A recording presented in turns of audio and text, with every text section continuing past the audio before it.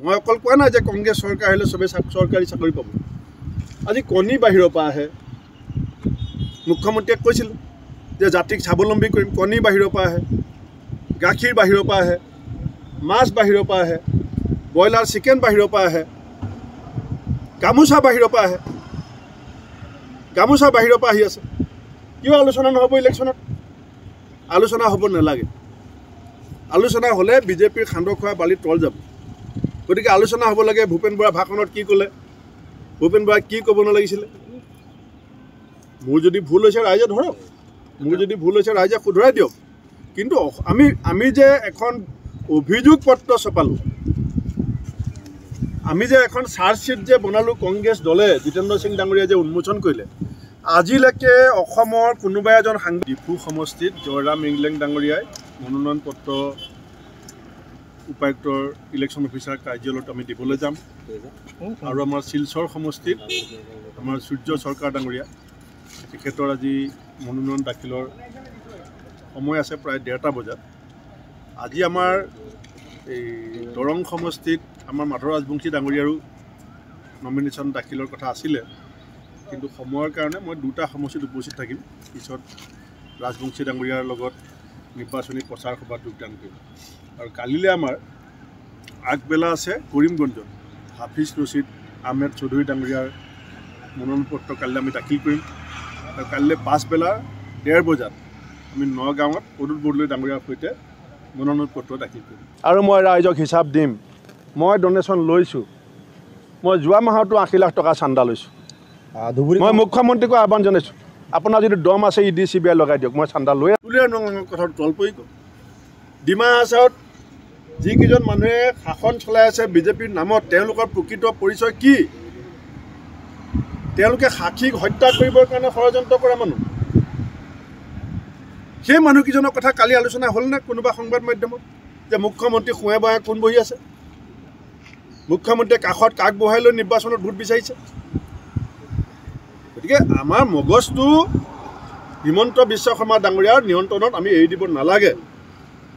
অসমৰ ৰাইজৰ সন্মুখত আমি অসমৰ ৰাইজৰ মৌলিক সমস্যা, আজি 23 চনত 10 লাখ নিবনুৱা বৃদ্ধি পালে। ইয়াততো আপোনালোকৰো ভাই ককাই আছে, মোৰো পৰিয়াল বংশ কুটুম ইষ্ট স্বজন আছে। সিহঁতৰ কথা যদি আমি ইলেকশ্যনৰ মাজত আলোচনা নকৰোঁ, আমি কেতিয়া আলোচনা কৰিম?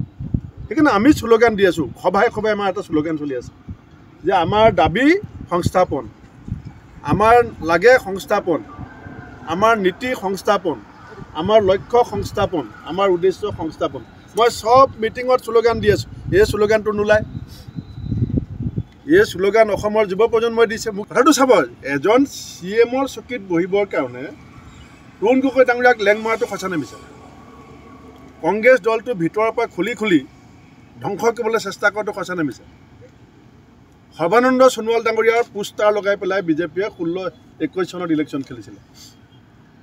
পিছত পিছ দুৱাৰেদি মুখ্যমন্ত্ৰীক আহি লোৱাটো সঁচানে মিছা? যিজন মানুহে গোটেই অসমৰ ৰাইজ সাক্ষী আছে, মুখ্যমন্ত্ৰী ল'বৰ কাৰণে 2জন মানুহক পিছফালৰ পৰা ডেগাৰ মাৰি দিলে, সেইজন মানুহে যেতিয়া কয় যে মই চকীখন ভূপেন বৰাক এৰি দিম, আমাৰ কেইজনমান সাংবাদিকে খুব ফূৰ্তি পাই যায়, আমাৰ কেইটামান TV চেনেলে একদম হেডলাইন কৰি দিয়ে। আপুনি এইটো আমাৰ মগজটো মুখ্যমন্ত্ৰীক নিয়ন্ত্ৰণ কৰিবলৈ দিব নালাগে। আমাৰ অসমত এটা ডালে চলি থকা নাই। ইয়াত বুদ্ধিদীপ্ত তীক্ষ্ণ মেধাসম্পন্ন মানুহ অসমত এতিয়াও আছে, সংবাদ জগততো আছে। তেওঁ আমাৰ মগজটো নিয়ন্ত্ৰণ কৰিব বিচাৰিছে। তেওঁ অসমৰ পাহাৰৰ মূল কথা কি আছিল? পাহাৰৰ তুলিৰাম ৰংহাঙৰ বিৰুদ্ধে দুৰ্নীতি আৰু ভ্ৰষ্টাচাৰৰ অভিযোগ বিজেপিয়ে আনিছিলে। ডিমা হাছাওৰ CMজনৰ বিৰুদ্ধে 5টা কেছ হাইকোৰ্টত চলি আছে। হত্যাত অভিযুক্ত হৈ পেলাই কেছ চলি আছে। বিজেপি যে পাৰ্টি অফ ডিফেন্স বুলি কয়, আজি বিজেপিয়ে কাৰ লগত ৰাজনীতি কৰি আছে? পাহাৰত তুলিৰাম ৰংহাঙৰ দুৰ্নীতি ভ্ৰষ্টাচাৰ, সেই কথা আজি আলোচনা নহয়। কেলৈ মুখ্যমন্ত্ৰীয়ে কৈ দিয়ে ভূপেন বৰা বিজেপিলৈ আহি আছে? নিৰ্বাচনৰ সময়ত যিহেতুকে সময়ৰ কথা থাকে আৰু আমাৰ যিসকল ষ্টাৰ কেম্পেইনাৰ থাকে, তেখেতসকলে প্ৰায়বিলাক সমষ্টিত যাব লাগে। নিৰ্বাচনৰ সময়ত এখন হেলিকপ্টাৰ লোৱাটো আৰু বাকী সময়বিলাকত হেলিকপ্টাৰ লোৱাটোৰ মাজত পাৰ্থক্য আছে। কালি ডিফুত মুখ্যমন্ত্ৰীগৰাকীয়ে প্ৰচাৰ সভা চলাই যথেষ্ট আক্ৰমণ কৰিছে কংগ্ৰেছক তাৰ প্ৰতিটো আজি কি ধৰণে আপোনাৰ ফালৰ পৰা মুখ্যমন্ত্ৰী ডাঙৰীয়াই কংগ্ৰেছক যিমানেই আক্ৰমণ কৰে সেইটোৱেই হৈছে মুখ্যমন্ত্ৰীগৰাকী কিমান বেছি শংকিত কংগ্ৰেছক লৈ ৰাইজৰ সিদ্ধান্তক লৈ সেইটোৱে প্ৰতীয়মান কৰে তেওঁ এতিয়া যোৱা 10 বছৰত বিজেপি চৰকাৰে অসমৰ কাৰণে কি কাম কৰিলে সেই কথাখিনি ক'ব পৰা তেওঁৰ সাহস নাই আজি মুখ্যমন্ত্ৰীয়ে ক'ব পাৰিব নেকি তেখেতে যে কৈছিলে যে প্ৰত্যেকজনী গাভৰু ছোৱালীক বিয়াৰ সময়ত 1 তোলা সোণ দিম এটা তেখেতে হিচাপ দিব নেকি যে কিমানজনী ছোৱালীক তেখেতে 1 তোলাকে সোণ দিলে গতিকে তেখেতে এই কথাটো পাহৰাবৰ কাৰণে কংগ্ৰেছক আৰু ভূপেন বৰাক লক্ষ্য হিচাপে লৈছে অসমৰ সংবাদ মাধ্যমকো তেখেতে হোমৱৰ্ক দিবলৈ চেষ্টা কৰি আছে যাতে 1 তোলা সোণৰ কথাটো নোলায় যাতে ব্ৰহ্মপুত্ৰ খনন আৰু দুইপাৰে এক্সপ্ৰেছ হাইৱে এই কথাটোৰ ওপৰত যদি আলোচনা হ'বলৈ হয় তে ব্ৰহ্মপুত্ৰৰ দুইপাৰে থকা ব্ৰহ্মপুত্ৰ উপত্যকাৰ মানুহখিনিৰ মুখ্যমন্ত্ৰী আৰু বিজেপিৰ ওপৰত খং উঠিব গতিকে ৰাতিপুৱা এটা হোমৱৰ্ক দি দিয়ে যে আপোনালোকে ভূপেন বৰাক লগ পালে সুধিব চিফ মিনিষ্টাৰ মই দি আছোঁ ল'বনে নলয় যিজন মুখ্যমন্ত্ৰীয়ে মুখ্যমন্ত্ৰী হোৱাৰ বাসনাৰ কাৰণে তৰুণ গগৈ ডাঙৰীয়াক লেগ মাৰিলে যিজন মানুহে মুখ্যমন্ত্ৰী হোৱা বাসনাৰ কাৰণে সৰ্বানন্দ সোণোৱাল ডাঙৰীয়াক লেগ মাৰিলে সেইজন মুখ্যমন্ত্ৰীয়ে চকীখন এৰি দিম বুলি ক'লে আমাৰ বহুত সাংবাদিকে বিশ্বাস কৰে